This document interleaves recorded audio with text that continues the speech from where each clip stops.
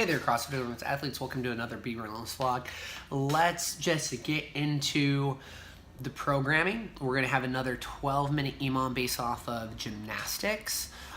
So handstand push-up, handstand holds, handstand walk. Remember, when you're supposed to work, the 30 seconds, right?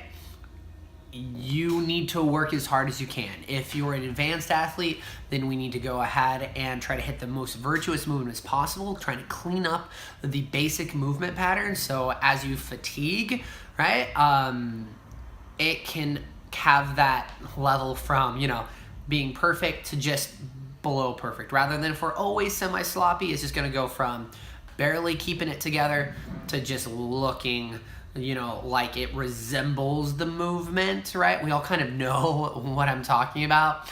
So, right, just try to hit it. For those of us that are just learning, right, we're trying to get in the positions and we're trying to work as hard as we can, getting used to being upside down, inverted, or just learning how to fire the correct muscle groups to make sure we are stable in the positions.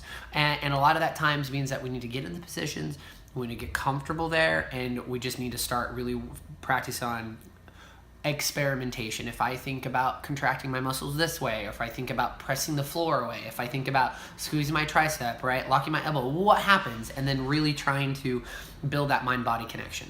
Let's go ahead, let's jump on through the workout. It's essentially a kind of a version of a chipper. It's gonna be 40 calorie row, 20 pull-ups, 400 or 6 meter sandbag ruck run, and then it's gonna be 20 pull-ups again, and then 40 dumbbell snatch.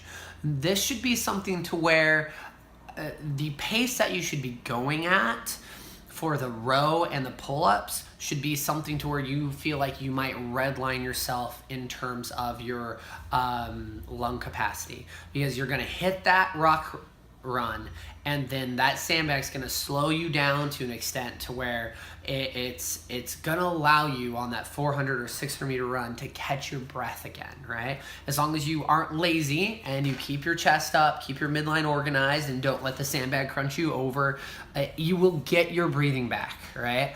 And that gives you the chance when you get back to the ruck run is to go ahead and go at that same broke neck pace, right, for the pull-ups and the dumbbell snatch, right? Of course, proper mechanics, proper form on everything, but that is what I would go ahead and tell you your intention should be, right? Having that like pedal to the metal, run, just go, and then all of a sudden, boom, you've got to pull it back just to survive the run, and then you're boom, hammering it again. Let's talk about mobility stability, right? Mobility is going to be just trying to open up the lat and shoulder. This is going to be important in terms of also the traps. Just think everything around the shoulder, to where the dumbbells, the pull-ups, the ruck run, you're going to start holding a fair amount of tension in the shoulders. And if we're tight there and already holding a lot of tension, that ruck run is going to cause that front delt, the rear delt, really, lat trap, that entire system, depending on where you're tied on, just to start to seize, and you're gonna get up to the pull-up bar, or you're gonna get up to do the dumbbell snatch. Is gonna start to wear into you. So try to make that loose, right, nice and supple, and then there's a lot of, we're hinging at the row, pull-ups, there's a lot of flexion extension through the midline. The ruck run, the midline has to be organized to make sure that the sandbag just doesn't curl us over forward or into too much hyperextension, which some of you will do. And then we have the dumbbell snatches, so it's really easy to go ahead and hit global flexion, which usually isn't that bad of item, especially at this loading. It's not super heavy, but then because it's a dumbbell snatch, it's unilateral, it's gonna add that rotation through the spine, right?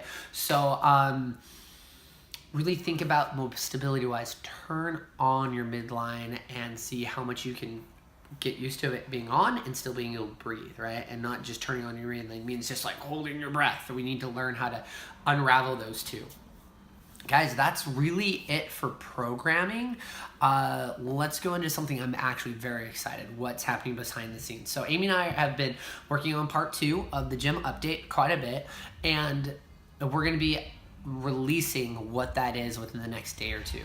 So go ahead and keep an eye out for your email, make sure you just don't trash anything that comes from CrossFit Deliverance or Wodify, because that's from us, unless it's just a generic message from Wodify letting them know that their servers down for maintenance or so on and so forth.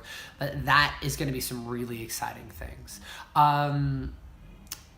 That's everything behind the scenes that you guys can look forward to see what we've been working on. And again, guys, thank you so much for the help with the open house. I'll probably go on it for a few more weeks. That was gigantic.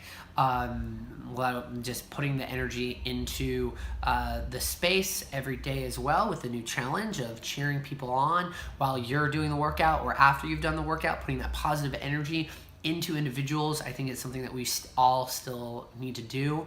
The more natural it comes, it's just the better, the better world we'll live in, right? If we're used to those type of activities. Make sure you're still drinking your water, right?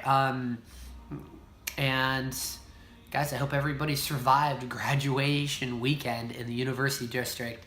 I understand that it's not just college students, right? And there's a lot of individuals out there that aren't just doing their 4-year, right? There's masters, there's doctorates, high schoolers, so on and so forth, guys.